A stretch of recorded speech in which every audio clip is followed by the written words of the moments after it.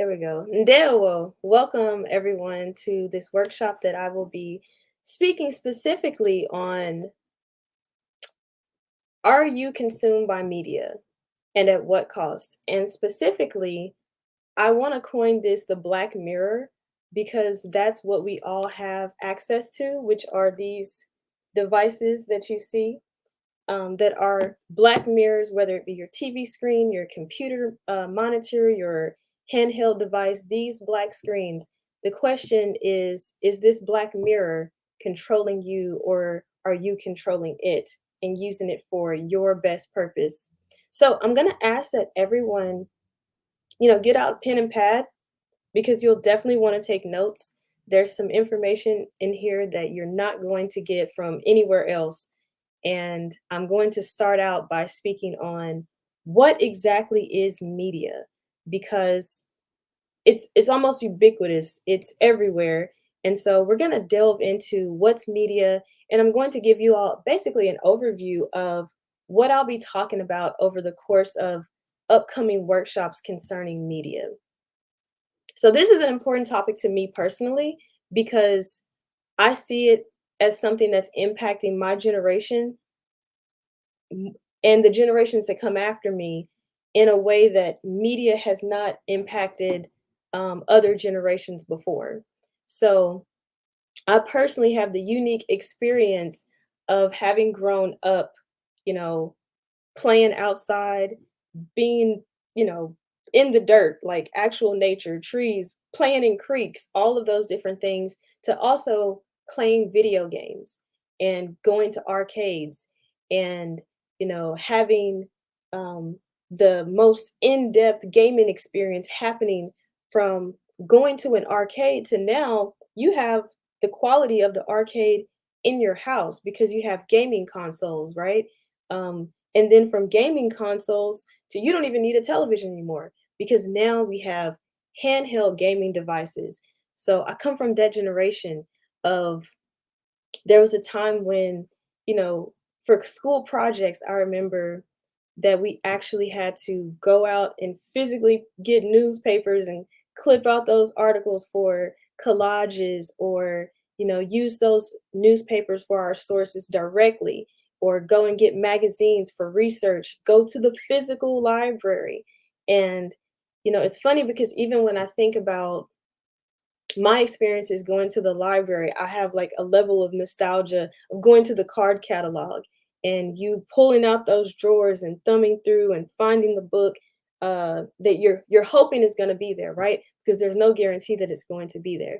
And taking your notepad and pen, writing down the number and going and searching and hoping that that book was there. But you had to do all of that to do your research, and now obviously you have the internet in your hands. You don't need a physical catalog. You can go to your library. You don't even have to go to the library.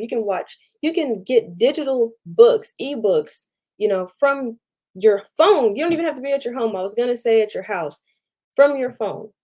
So the way that information has quickly sped up in a relatively short period of time is leaps and bounds, right? I remember also having pen pals. So our form of communication was actually handwritten letters. Like we had to know, how to write a letter. You had to know how to write cursive. And, we have another generation behind me that they may not ever read cursive writing or know how to write it. And that's kind of scary because they need to be able to they need to be able to look up information, research information, and read cursive writing in the language that they speak. So we went from pen pal to AOL. Yes, I'm going all the way back to the dial. Like when you had to dial into the internet, we had AOL instant messenger. And I remember how that was so amazing that I was playing board games, whether it be solitaire or checkers or trying to learn how to play chess, and I'm corresponding with someone that I've never met. I remember when that was a scary concept that you're talking to someone on the internet that you don't know. Your mom is like, who are you playing with? Who are you talking to? But that was just through instant messenger chat, and how that form of communication, when I moved from Nashville to Houston, that was integral and actually me meeting my first friends in college, because I met them on AOL Instant Messenger and then I met them in person. So they were my first set of friends here in Houston, that I met online, right? Um, and I think it's important that we really think about what media was for us in our time. So, take down notes as I'm, speaking about what I recall, and write down, what you remember from, maybe y'all didn't play video games, maybe you had board games. I'm sorry. Maybe y'all had board games, but we had video games.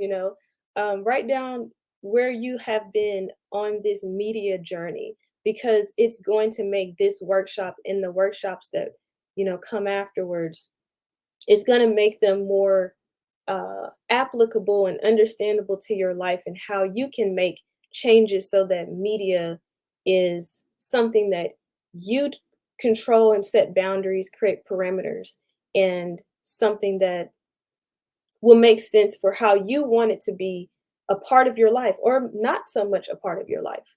So, something else that was interesting is music, like how much music has changed. So, no, I don't remember a 45, or I think it was called an 8 track.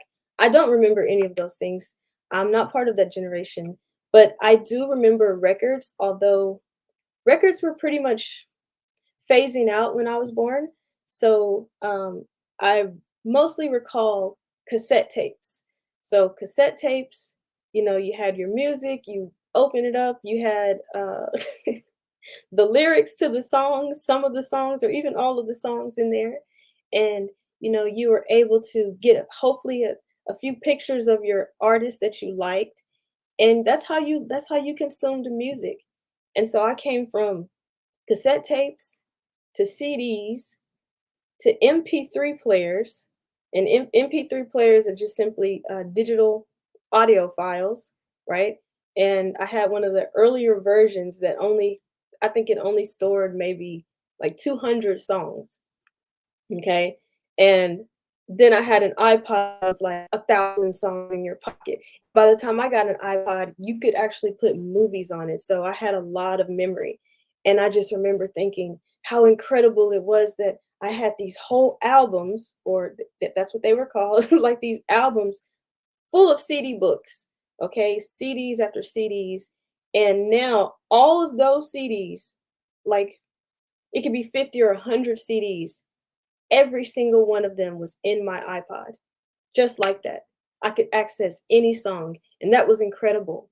I remember before having to, go to the music store and thumb through, and the only way that you could even listen to a song or preview music was to go to the physical media play, right? You literally had to go there, put on the headphones, skim through, think hard, like, am I really about to spend this $20 on these 13 songs? Like you're making life decisions as a teenager, right? So, music has even come a long way, because now you don't have to buy music, right? We all have streaming services, and then some people don't even pay for subscriptions for streaming services. You just go on your phone and go to YouTube, right? Because people are uploading the music to YouTube. And I think about how not only is the music more accessible, but think about how we're more we're able to see the lives of artists and entertainers in a way that we never did before, right? So when I had a crush on my favorite, young teenage heartthrob musicians, I had to go to the physical grocery store and hop over to the magazine section and, thumb through those magazines and, get a physical magazine just so that I could get maybe like 4 posters. And they weren't even that big, you know, 4 posters of my favorite artists and, put those up on the wall. But now, you know, you don't have to have a magazine. You don't have to wait. Oh yeah, for them to be on an interview, right? You had to catch them on like Arsenio Hall or one of those late night programs where they were interviewing the artist just to learn a couple things about them. And you were on edge just trying to find out, like, oh, what's his favorite cereal? Something crazy. So, like, I bring that up specifically because we're now seeing celebrities, entertainers, actors in a way that we feel more connected to them, that we feel more that their lives are that, and they are in some way more accessible to us, and we see them and have access to their world in a way that was once very mysterious. And so there comes in a level of comparison, and I'll talk about that a bit later. But how we, the normal people, viewed our lives in comparison to someone who was, oh, essentially in the top 1% in terms of income. So we're comparing our lives with people who are the 1% in the world. We're looking at their lifestyles thinking, why don't I have that? Why don't I have access to the things that they have access to? And I don't have why I need to strive to have the same kinds of experiences that these people have been afforded by way of their fortune as well as their fame. And so I think about, the music industry and how much that has, evolved. I also think about telephones and, before that was a form of communication. You had a phone that was connected to a wall. So when you made a phone call, you had to stand there. So it was worth the conversation because it was like, I'm gonna have to stand here, or I really have to be into talking to you because I'm gonna have to carry the phone with me around the house if I want to talk to you. Eventually we had cordless phones in our homes, and then we had mobile phones, and then there was this invention called smartphones. And I remember my first phone. I remember my first phone when I was in high school, and most people didn't even know that you could text. I figured that out pretty early on, like literally before my peers, because I saw the letters were there and I was like, well, they're not there for just any reason. Before, I'm not even going to go into that. I'm telling my age. But the point is, I figured out that you could text message, and I told my friends about it. And so that was the beginning of pressing like through three. You had to hit it like two or three times just to get that one letter, then go to the next number. So it took a long time to text. And then they had keyboards on the phones.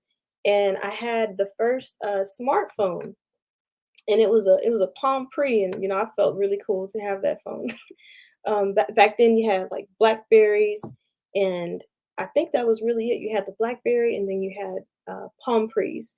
And so I had a Palm Pre, and I thought I was really smart and sophisticated because I was in college, and I saved up my money, and I got a smartphone. And what was unique about the smartphone compared to the flip phones and the previous phones that were more about chatting, communicating through text with other people, is that you could access the internet on your phone. Like, that was a big deal. You could go online from your phone, and that was incredible. That was mind-blowing. And I'm going to ask that also, as you take these notes, that you change the word smartphone to handheld computer, because language is very important. I say that because when you think of this device um, as a handheld computer, it's going to shift the way that you think about this form of media, because it is a form of media. It's a form of technology that's media. It's a medium to communicate information to you. Um, you will see it very differently when you think of it as a computer. And so, another aspect that's changed in terms of media in our everyday lives is how we build community. Before, when somebody was having a party, you got an actual physical invitation. It's like, hey, do you want to come to my party? And if you didn't get one, which, I always got one, so I'm grateful for that. But if you didn't get one, you felt some kind of way like you didn't give me an invitation. All right. Um, or, you heard about it through your friends. Your friends said, "Hey, we're gonna go here, we're gonna go bowling this Friday, or we're gonna go to the arcade." Those were things we did. We went skating, we're gonna meet up at the mall. And so it just kind of spread through, school. Hey, have your mom drop you off on this Friday, this Saturday, and everyone met up at the mall. That's how you found out about things. To By the time I got into college, you basically had notes, flyers, excuse me. You had flyers plastered everywhere. And this was like the transition between um, smartphones with internet access. That was kind of becoming a norm that people had, the internet access on their phones. Not everybody, but some people. And we definitely all had laptops. So I didn't even get into computers, but we'll get to that. But you had these technological leaps, and I remember that before you had to go up to the flyer and they had these little slits on the bottom, and you would just pull one off, and it had in very small font, the time, the place, and the location, and the contact information. And that's what you put in your pocket, and it was like, oh, okay, yeah, I'm gonna, make sure to meet these people at this location. And something shifted all of that, and that was social media. So I'm part of that very first generation that experienced social media. I had a Zanga. I don't think people even know what that is. There's some people that know what that is. You know what Zanga is. I had a Zanga. I had a MySpace. I think a lot of people had MySpace, right? That's kind of common. Obviously, Black folks, a lot of us had Black Planet. I didn't use it that much, but I did have a Black. There was the inception of the Facebook. And I'm almost embarrassed to say, but I've been on Facebook since it was invented. I was part of, I matriculated at one of the very first 50 schools that had access to Facebook.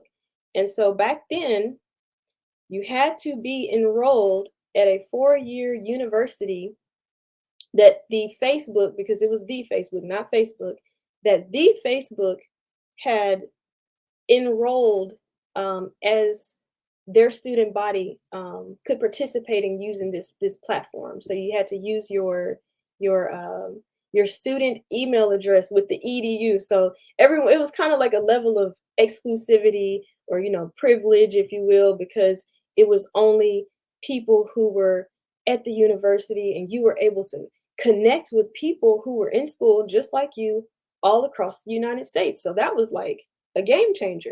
You know, you could talk to people that were in Boston, or people who were in Atlanta, or wherever they were in school. Maybe they were taking the same classes, had some of the same interests. They might have been in the same sorority or fraternity. So that shifted the way that we started forming communities, because you still had your friends, right? Don't get it twisted. You still had your friends that you were connected with. However, this is something that this is so strange, right? I remember going into the library at University of Houston, MD Anderson Library. It's a big library, and they had this huge first floor full of just rows of computers. And I remember how Facebook took over in school. You literally saw people who were studying, and that was the norm, like actually studying. That's the only reason people came to the library. To more and more, you would, walk into the library, and you would see, one person sitting down and another person kind of standing, and they're hovering over and they're looking at a screen, or it might be two or three people.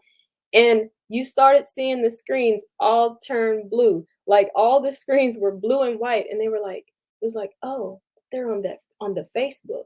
And so then you're like, well, I need to get on the Facebook. Like, what's on the Facebook? What am I missing? What am I, not attuned to?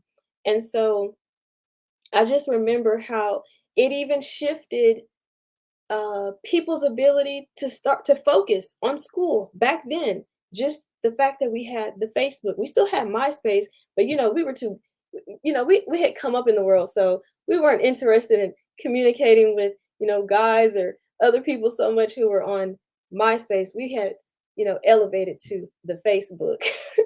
And so I also remember some of the benefits of that technology and that media, that platform.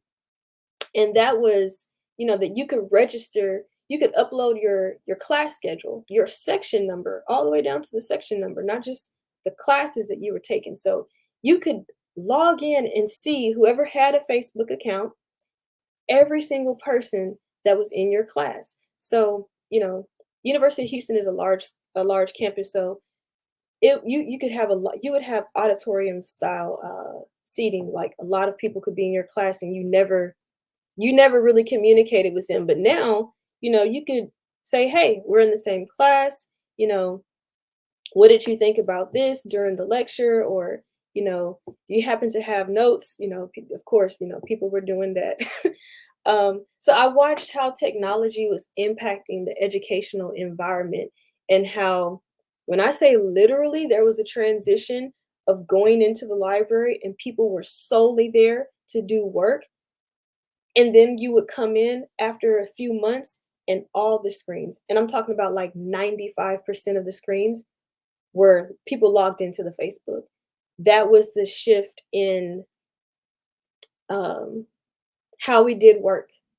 Our level of distraction increased, and as well as communicating, because you would find out about parties, you found out about events. So hey, we didn't need paper flyers anymore. You just, who are your friends on Facebook? I remember that was even something. It was like Facebook etiquette. And I remember my friend trying to, shame me or something because I didn't add people that I didn't know. And I'm like, I don't know that person, so I'm not going to befriend them. Like, they're not really my friends. I don't even know them. I'm only going to have like people that I at least associate with, who can look at my Facebook to, she's like, well, it's the Facebook, everyone just, you're just supposed to be friends with everyone. And so then, another aspect of Facebook, there was this rush for everyone to have the most friends. Okay, they're not your real friends. You probably don't know them. You will never see them on campus, especially at that time. I think there were over 30,000 students. I think about 35,000 students. So there was this rush to say, oh, I have 700 Facebook friends, but you don't even know 700 people in your whole life, right? And so there was this pressure, a social pressure that was forming, to feel validated as a human, to feel validated in terms of your importance based on the number of friends that you had. And so I saw that shift, um, and I saw how there were both pros, in terms of communicating on Facebook. We were the first generation that we had all of our party pics up there, and then to graduate, and they're like, hey, you got to go scrub your Facebook account because these employers are looking at, how many beers y'all had, how many shots y'all took, you all were really turned up. And so, that was part of the um that was the aspect of how now you, as a human being, as a person, you have a brand. People didn't, yeah, you had a reputation, pre social media, but now you're forming a brand online, and people are making whole judgments about you for being, a young person, basically. You were being judged rather harshly by other people, employers, adults, as if, they didn't participate and do some of these very same things. And so that was another aspect of how, Facebook really changed the landscape of how we see ourselves and how we put ourselves on camera. I remember, I've always been a bit more private. So that's part of why I didn't have everyone as my friends. It's like, no, I don't know you. I don't want you to see, who my friends are. And, then you had the whole notion of people could tag you, and, you went to a party, you didn't even know, someone took a photo and then they tagged you, and it's all over the internet. Like, all these things were new, and there were aspects of how we were navigating media and how we were being seen and what was being presented to us as well, what we were consuming. And so that was a very interesting time, if you really, write down, when did you get involved in social media? What was your first profile? Why did you even sign up for it? I knew why I signed up for Facebook, and I have seriously contemplated deleting this thing at least about 4 or 5 times. I have deleted over 500 friends at a time, at least 3, 4, 5 times over the course of having Facebook, probably at least 4 or 5 times. Um, because it was just there, it was too much. It's like, I don't even know all you people. I can't keep up with all of you people. I don't even know if you know, I wish you well in life, but I don't even know if I want to like see what's going on with you, you know? Okay, that's wonderful. This happened or that life change happened. And as we know, Facebook evolved from us being a platform that was exclusively for college students to being a platform that was open to eventually everyone, and not just everyone, but you got to think, um, this leap took place from being something that was very personal and individual, family. you know I enjoyed Facebook. It kind of lost some of its privilege because it wasn't as exclusive, because it was like, oh, okay, now everyone can get a Facebook account. Okay, my 16-year-old cousin has a Facebook account. Okay, my grandmother has a, well, she doesn't, but your grandmother could have a Facebook account. So it shifted, but I feel like it went from something that was probably well intentioned and genuinely meant to connect you, to something that has really disconnected us, that's made us lose touch with human interactions and real world experiences. And we have now substituted those experiences to, instead of calling or visiting someone and saying, hey, how are you doing? How are you? How is your family? Yes, Dr. Uwa Onyiwa Osimiri said we hardly pick up the phone anymore to speak to each other. Now we text, we expect intended recipients to respond, right? Do not text someone and too much time lapses because that was a diss. Like, oh, you should have texted me back, like pronto. Right. If you don't, yeah, I didn't even finish reading that. If they don't, we assume that we're being slighted. Exactly. People are catching whole moods, whole attitudes, just from, not, you didn't reply me. That's crazy. Like, the levels of miscommunication. Write that down. The levels of miscommunication, because of the shifts in media. Okay, I'll just say that much. And so we have to think about how, something that people don't know, a lot of people may not realize, is that whether you want to be or not, and this is again some things that I will be going over more and more over the course of this series, is that if you have a Facebook account, you are the product. There is no Facebook without you. You are the product for consumption. So you may want to think about, how do you feel about that, and how you want to um, how you want to be branded, because you're a brand now. Okay, if you have a social media presence, you are a brand. I don't care if you don't use it that much. You are a brand, and that is what is going out into the world. And so, speaking of brands, that was another component that really shifted. And I think they were even concerned for a while. People weren't interested in Facebook as much when it transitioned to something where businesses were on. Now it went from regular old people. No, I'm gonna stop. It went from everyday people being on Facebook to now Target. I don't want to drop brands because we're not promoting them, but Companies are now they have whole Facebook pages and they can communicate with you directly, the consumer, and you can communicate with them. And there are pros and cons to that because now, when you get terrible service at a restaurant, or you had someone do something that was very disrespectful to you in the line at the grocery store or whatever, you can just write it on Twitter.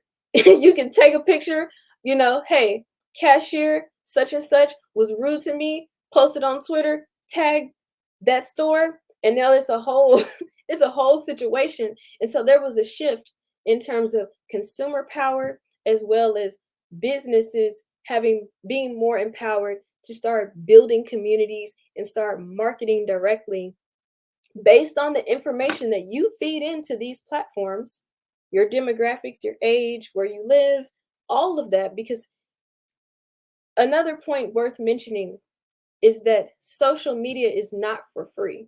Again, you're the product. Your information is what's being exchanged. And so these are some things that you want to take note of and think about in terms of your relationship to these forms of media. Another form of media that has changed dramatically is watching TV. Now, I remember, I don't want to tell my age, but I remember when you had to like wait till that certain night of the week at that exact time and to watch your TV show. And if you missed an episode, then you missed out. There was no such thing as like, oh, I'm gonna get to watch it again. No, you don't. You just you missed it. You're gonna have to, go to school, or one of your friends, they're gonna tell you what you missed. So you actually prioritized your life. This is so crazy, but you prioritized your life. If you had some people watched more TV than others, but the TV shows that you liked and that you prioritized, you would make sure, hey, Sunday night, 8 p.m., I'm at home because this show is coming on. For me, one of those shows that we used to watch over my great grandmother's house after Sunday dinners, we always had Sunday dinners together. But one of the shows that we would always watch together was episodes of, I want to say it was New York Undercover and Living Single. We would watch Living Single. And, you know, it was just like it was a family experience. Like watching TV even was still communal. But now you can watch TV on your phone, excuse me, your personal handheld computer. You can watch TV on any black mirror, essentially, whether it be a computer screen. Now you have smart TVs. And that has shifted things a lot because for me, it became overwhelming because it's it's nearly limitless. So before you had your basic television, you didn't even have everyone didn't have cable, but now you have hundreds of channels, and then it went from hundreds of channels to uh, you know we had Blockbuster, right? You wanted to see a movie, you went picked up your movie from Blockbuster, you made it a Blockbuster night, you did all of that, and that was your movie night with your family, or you physically went to a movie theater, you know. But that's all changed because of on demand streaming. And that has really shifted the landscape of how much we're able to consume, and really the diversity of how much media that we're able to consume. Let's see.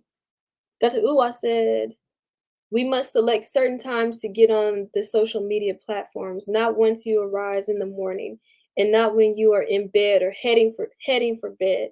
Have specific times and stick to it.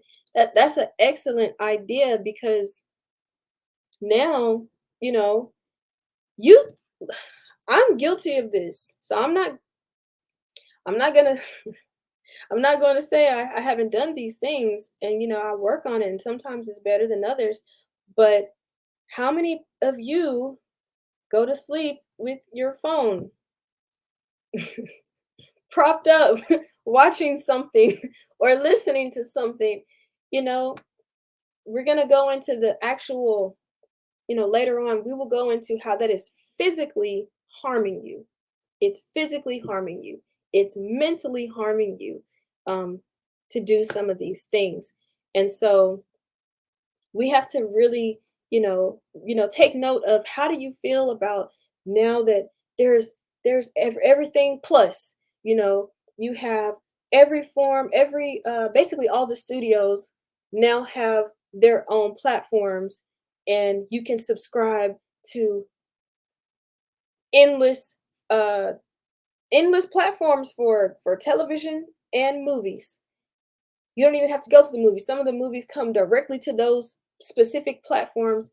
And if you know your way around the internet, you can actually have all of those television shows, regardless of whether you subscribe to them or not. You can watch all of them on your tablets, computers, and even smart TVs.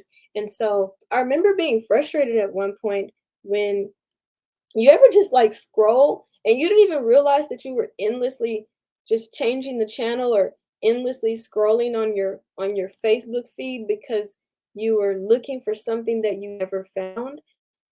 That's really important. Like we have to grasp and we have to be cognizant of our behavior with being on these devices. And one last thing that I will say about television that I do miss is when I was young, the broadcast went off.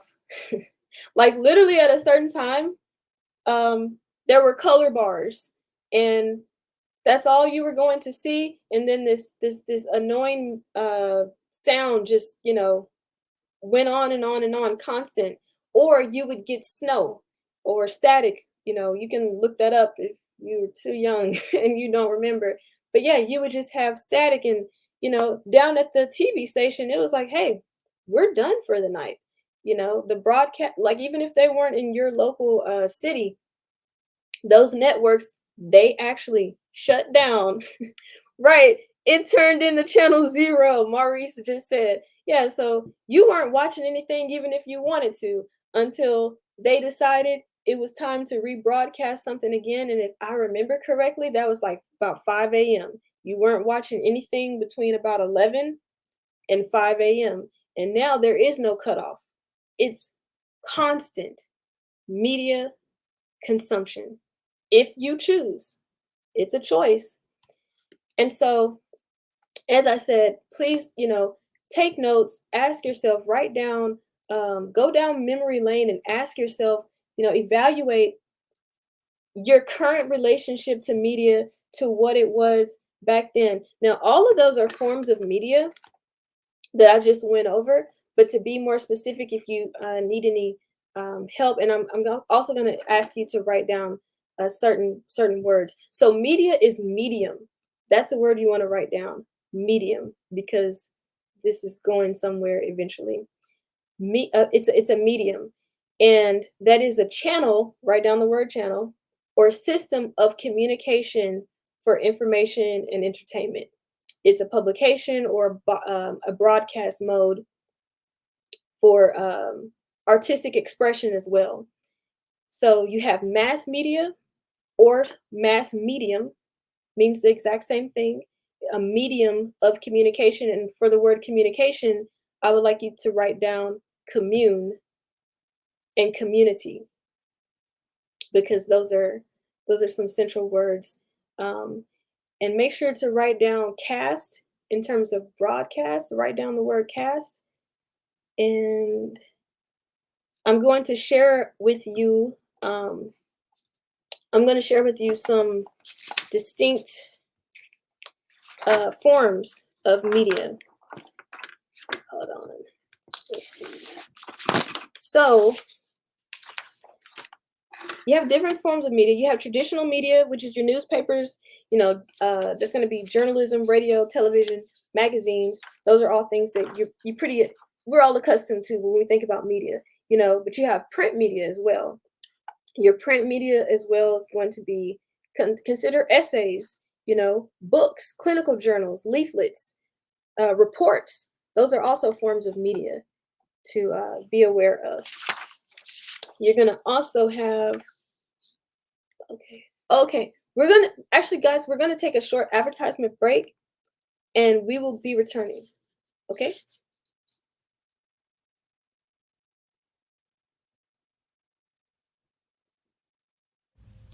African Women Mobilization Commission Child Sponsorship Program.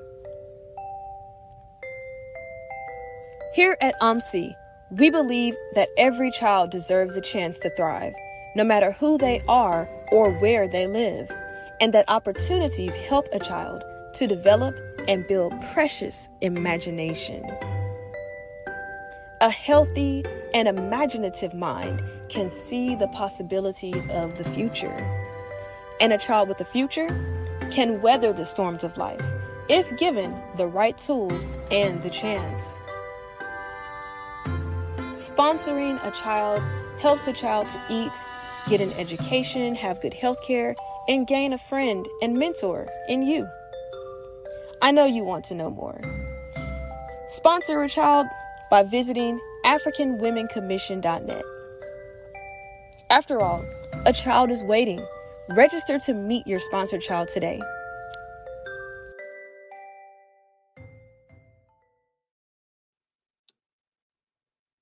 Okay, so please definitely go to the website. It's some amazing things that are taking place with the child sponsorship program. And I can tell you, you don't have to wait for Christmas if that's a holiday you celebrate to feel good about giving. You can feel good all year long, doing something positive that's impacting someone else's life. So just keep that in mind. But we're gonna pick back up on the different types of media. So of course you have broadcast media, which is going to be your television, but just know that that's now falling behind social media. You have digital media. Before you had to wait on the DJ to play that favorite song of yours. You had to call in and request it, like, hey, I need you to play this song for me. And you would talk to the radio personality down at the station, and they would, have you good. But now, as I said before, you have internet radio, digital radio stations, you have podcasts, you have videos, you have blogs, you have websites. You once consumed the news from a physical newspaper. Now, hey, you can have a digital subscription. You don't need to have newspapers delivered to you anymore. You have computer media. That's a form of media such as like your USB drives, DVDs, cassette tapes, records, 8 tracks, floppy disks, you name it. You have mass media. And again, mass media is just media or mass mediums that reach out to a larger amount of people. And even the gaming, has changed because, it's gone from arcades, you going somewhere physically, to being playing a video with several other people all at once, and they're all around the world. So there's mass gaming even. And then, of course, we have social media. But what I want to get into, but we're kind of running out of time, is what is African media? Because this is exclusive information. I'm going to make sure I have to say that because you're not going to find this anywhere. I have searched at different points, I have researched what is traditional African media. And what I have found is that you really can't find anything on the subject. So this is my analysis here that I'm about to share with you. So the West would have you believe that media began with the printing press. That is incorrect. And they would also have you believe, if they want to admit, that it began with writing. So like ancient papyrus. I would like you to think to yourself, write down, what do you think the first forms, what was the first form of media? And you're going to have to think from a place that's very natural. That's the key. Natural. If you haven't guessed, it's nature. Nature for African and indigenous cultures was the very first form of media or mediums that were communicating information to people. I would say the second form of media is you and I. We are mediums. We convey information to one another. So this idea that, media is some sort of recent phenomenon is nonsense. Media has been around as long as humanity has been around, and we were able to recognize um, what that media was and what it looked like. And so when you think of African forms or understanding of media, we're going to go back to a very natural place. And it's nature because what we understood, and this is a real thing, I'm able, when I go outside, I can tell you the temperature based on how I feel. And I am usually always, and I say always like 90 plus percentile always, I'm usually always within one, usually, or 2 degrees of what the temperature is. And usually I'm only off by 1 degree.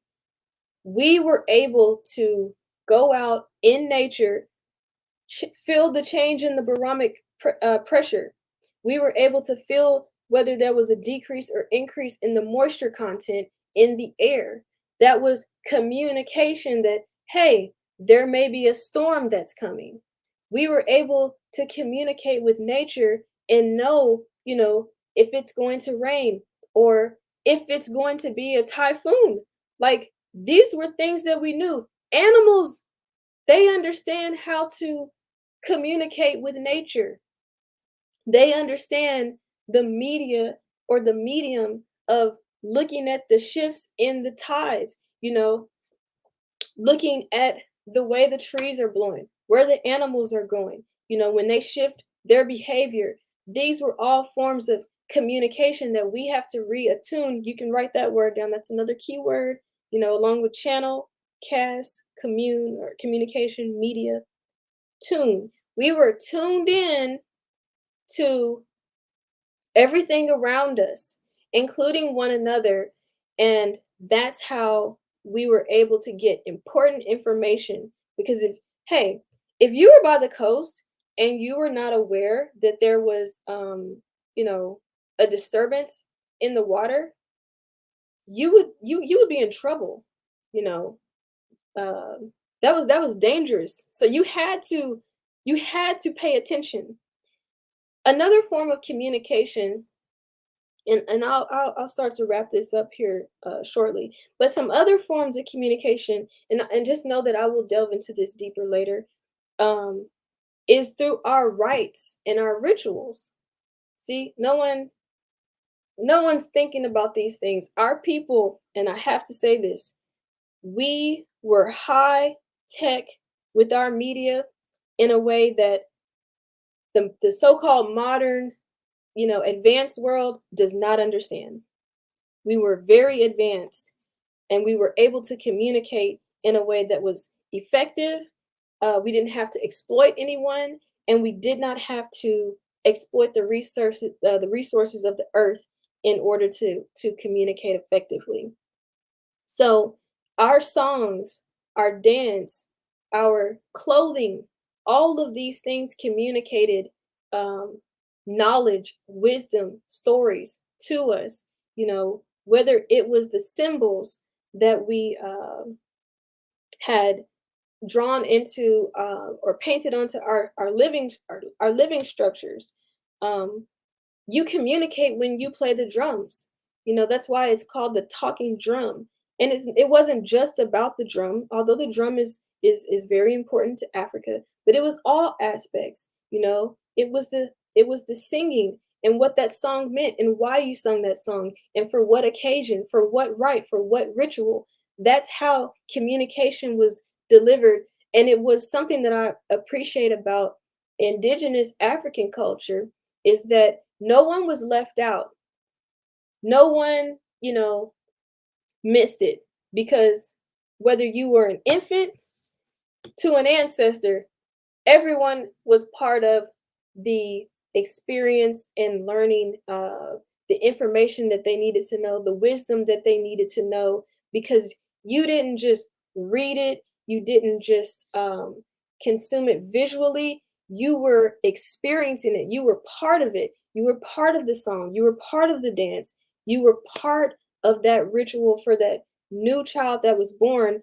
And so our media was conveying information to us through our rights. So you had rights for birth, becoming an adult, when you got married, when you became an elder, as well as when you became an ancestor. And so the again, the vital information that held everyone together, that held our communities and made us strong because everyone was aware, was reinforced time and time again through these forms of communion or community, which is communication. So that's why that word is so important.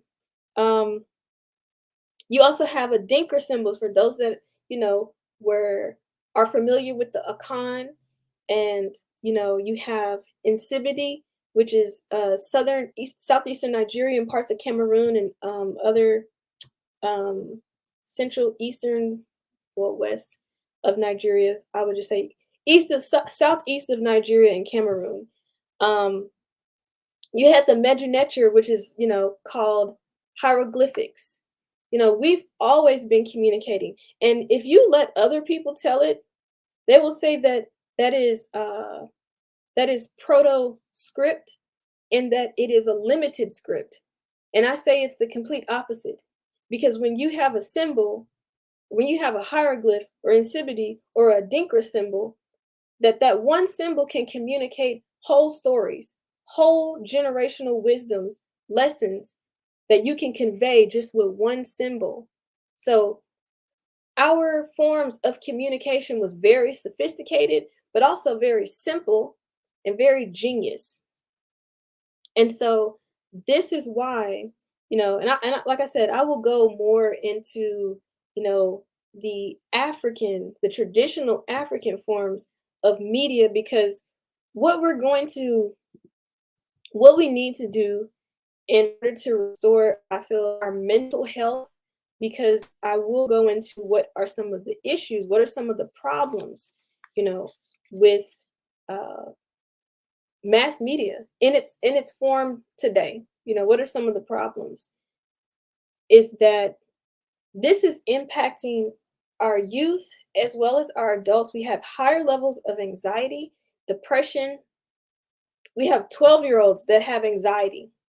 Okay, they need to be seen because they have anxiety, they have depression, okay, because of social media, and overall how this is impacting your brain development as well as your cognitive abilities, with constantly having your brain stimulated by incoming stimuli, music, um, other people's thoughts, other people's opinions, other people's or just, pictures and video. You're constantly on loop.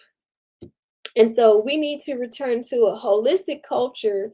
We can still integrate uh and we can still create boundaries and create our own purpose as to why we're using this media in a way that benefits us in our lives and actually connects us rather than disconnects us, and also in a way that doesn't make us unhealthy, keeps us safe, keeps us whole, keeps our families intact, keeps our minds intact. And so what I want to eventually focus on is how do we reestablish our institutions for intergenerational um, information that conveys our culture, that conveys our wisdom, conveys the things that we need to know so that we can make our world better, right? Because that's really what this is all about. African women, Women's Mobilization Commission is about us as women being educated, being thought leaders, being decision makers, whether that be, your decision maker, just starting with yourself, your household, your community, and it can continue to expand. But us being leaders to impact our societies, our worlds in a way that creates positive change, affects positive change in the world. So I will stop right there, but I certainly look forward to inviting you back for the upcoming series and continuing on. We'll pick up with, African traditional African media. So thank you very much. I hope you took some notes. I hope you learned a lot of good information. And go ahead and visit African Women Mobilization Commission. Thank you.